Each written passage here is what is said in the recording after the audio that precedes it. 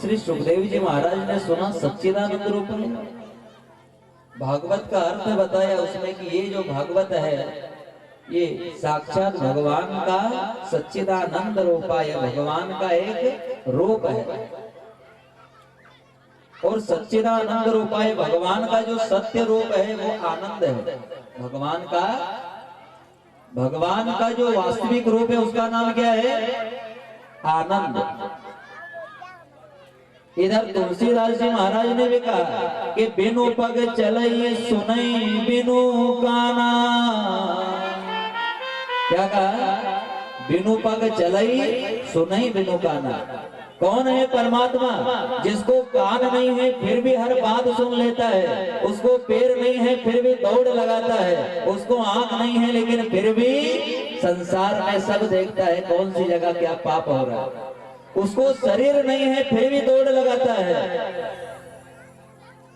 और उसका शरीर नहीं है फिर भी वो भगवान के हर भक्त के साथ नाचता है। कौन है वो?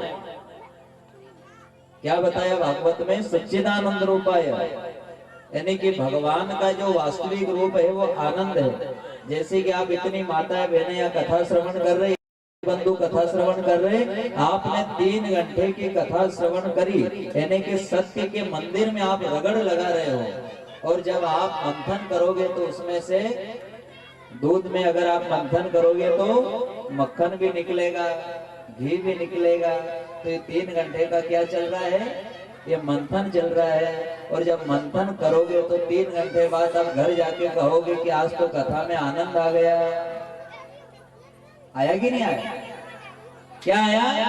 आनंद आया। और आपकी सहेली पूछ ले कि आनंद आया तो उसका नाक कैसा था, क्या बोलोगे? आप भाई से अगर कोई पूछ ले कि आनंद आया तो उसका गाल कैसा था, आंख कैसी थी, तो आप बता पाओगे? नहीं बता पाओगे। अरे आनंद आया था, वो दिखे थोड़ी। और यही तो बताया कि बिनु पग चले सुनई बिनु काना। उसके पैर नहीं है फिर भी दौड़ लगाता है, उसका कान नहीं है फिर भी सुनता है, और उसी का नाम आनंद है जो हर भक्त के अंदर विराजमान है, हर भक्त के अंदर बैठा है। आप रगड़ खाओ, जब रगड़ खाओगे तो अंदर से प्रकट होगा। और इसीलिए तो कथा में भी आता है कि नंद घर आनंद भयो। क्या है? नंद घर आनंद भयो। यूं नहीं कहा कि यशोदा के घर छोरा हुआ कि नंद जी के घर छोरा हुआ, नहीं, नंद घर आनंद भयो।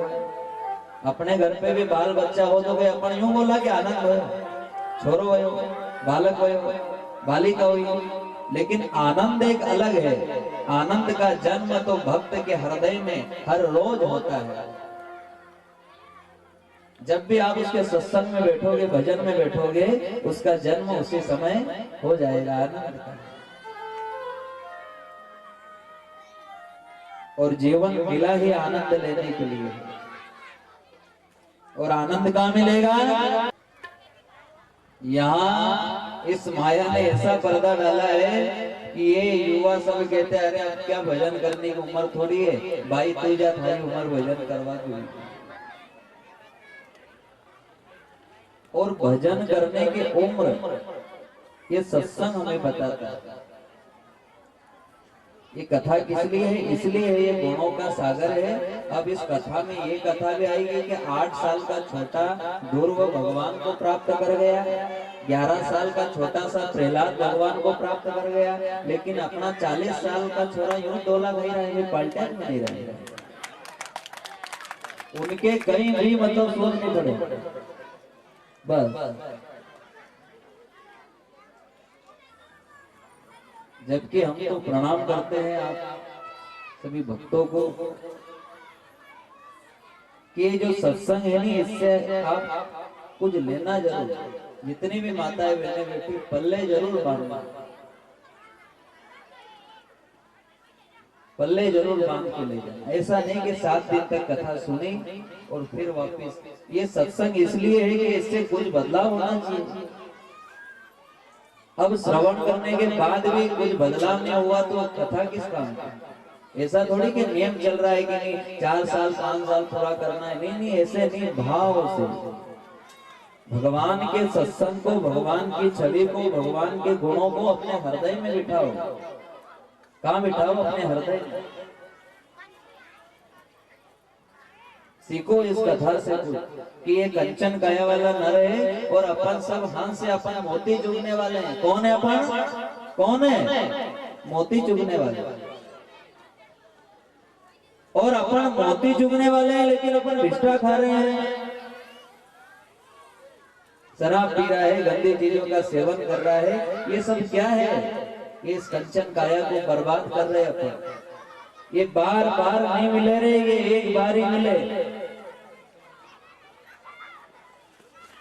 चलो भागवत कथा से आप नहीं ज्ञान लो तो कम से कम अपने पृथ्वी पर जो भी महापुरुष हो गए उनके इतिहास उठा के आप ज्ञान ले लो। जिनसे पूछो वो बस इस मोह माया में पड़ा है, विषय वासना भोग विलास में पड़ा है, गंदी चीजों का सेवन कर रहा है। और ये कथा कह रही है जाग जाओ रे, जाग जाओ रे, जीवन बर्बाद मत करो। भगवान ने खाने के लिए बहुत कुछ बनाया है लेकिन वही खाए क्यों? क्योंकि तो एक जन्म में कुत्ता था, शेर था और मांस खाने की आदत थी। चाहे तो इंसान बन गया लेकिन तेरे अंदर गुण वही, अब भी वही दिखे थे।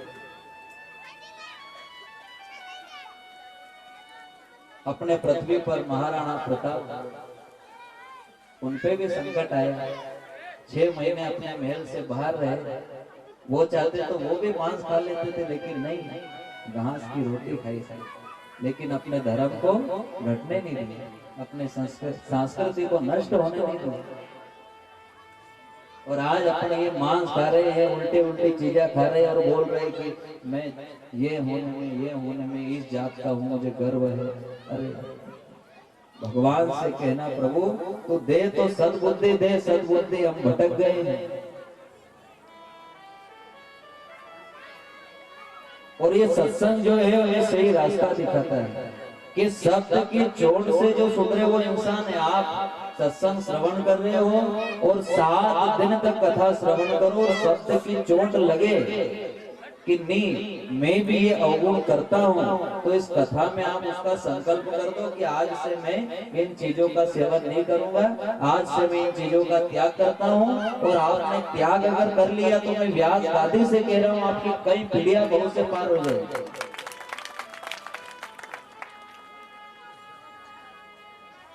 आपने अगर एक भी अच्छा सुकर्म का संकल्प कर दिया और आपने अवगुणों का त्याग कर दिया, समझो अपने पितृ सुखी। पितृ दुखी कब होते हैं? जब हम कुकर्मी बन जाते हैं, जब हम गलत मार्ग पर चले जाते हैं, जब हमारी संतान सत्य मार्ग से भटक जाती है, कुकर्मी बन जाती है, गंदी चीजों का सेवन करने लग जाती है, तब हमारे पितृ दुखी हो जाते हैं। और हमारे पितृ दुखी होकर कहते हैं, वो नरक में सड़ते हुए कहते हैं कि वारे बेटा तेरे से बड़ी आशा थी, तेरे से बड़ी आशा थी कि तू हमारे लिए कुछ करेगा, बड़ी आशा थी हमारे लिए कुछ करेगा, लेकिन तूने ऐसा कुकर्म किया, ऐसा कुकर्म किया कि आज तेरे कारण हम नरक में सड़ रहे हैं। और हम भी ये श्राप देते हैं कि तेरे कारण हम दुखी हैं तो तू भी तेरी संतान से दुखी रहेगा, तू भी दुखी रहेगा।